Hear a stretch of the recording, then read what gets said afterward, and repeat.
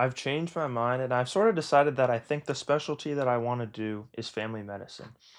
And the reason for that is because I learned more about it basically. I didn't really even know that family medicine was a specialty until somewhat recently when I found out about a 3-year accelerated program at one of the medical schools that I interviewed at. And when I found out about it, I started looking into it because I was curious, I have this opportunity available to me. I might as well learn about it. And going into medical school, I kind of didn't know what specialty I wanted to do. I just knew what I wanted the medical practice to look like once I matched into residency and then eventually began practicing. I knew kind of what I wanted the specialty to be like. I just didn't know what specialty I wanted to do. And let me give you a little bit of context here. So, some of the extracurriculars that I did while I was an undergraduate, some of them were clinical, and some of them were just volunteer work that wasn't really clinical, but it was still serving different populations that were struggling in one way or another. The volunteer work I did that wasn't clinical was mostly at a homeless shelter, and the work I would do there is I would help cook meals, and I would help out with the guitar class. I would drive everybody from the shelter to the guitar class at the Shed Institute, which was just like a big music hall. They would have shows there. They would have lessons and private instructors there, and they had donated some lesson time with one of the guitar instructors. He would teach group lessons. I would help out, tune the guitars, drive them there, maybe give a little instruction on the side if he's busy or someone has some questions because I played guitar also. That was sort of my role there.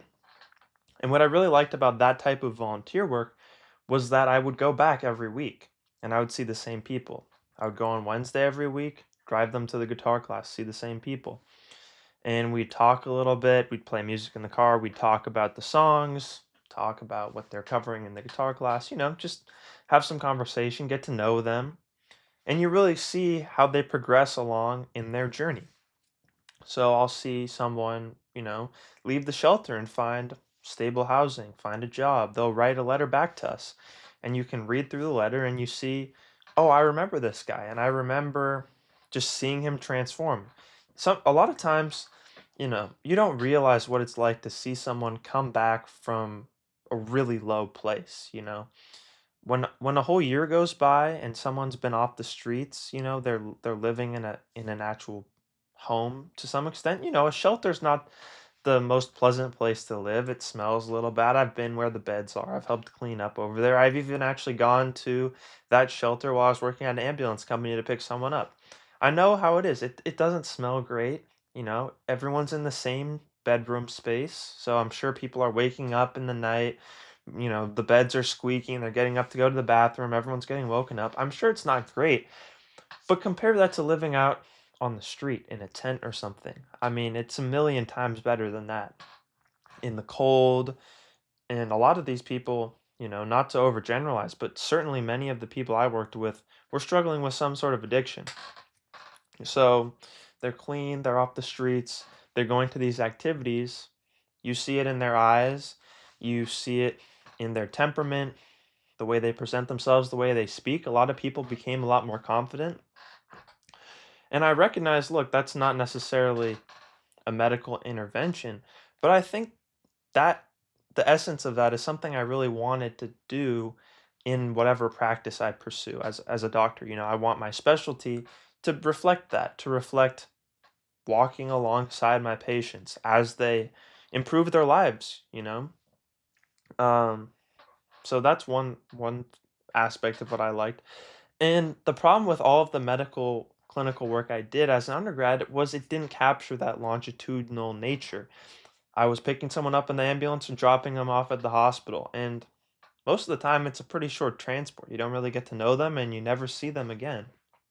I did have some really long transports. I actually drove all the way from Eugene, Oregon to Seattle for a VA transport. So we picked this guy up to take him to the Seattle VA for some sort of specific treatment. So, there's rides like that, and you get to know him a little more, but you never see him again, really. Very rarely did I see the same patient multiple times. So, I really wanted to sort of combine those two. I wanted to do something clinical and also something where I'm seeing them over the course of their lives and helping them improve and kind of journeying with them in that way. I also really kind of wanted to be a part of the community, you know, not just doing a surgery and not seeing them again, but getting to know them on a personal level and maybe helping them to address other aspects of their life if they want that to be something that's part of their treatment. You know, doing something on a more personal level. That was something I really wanted.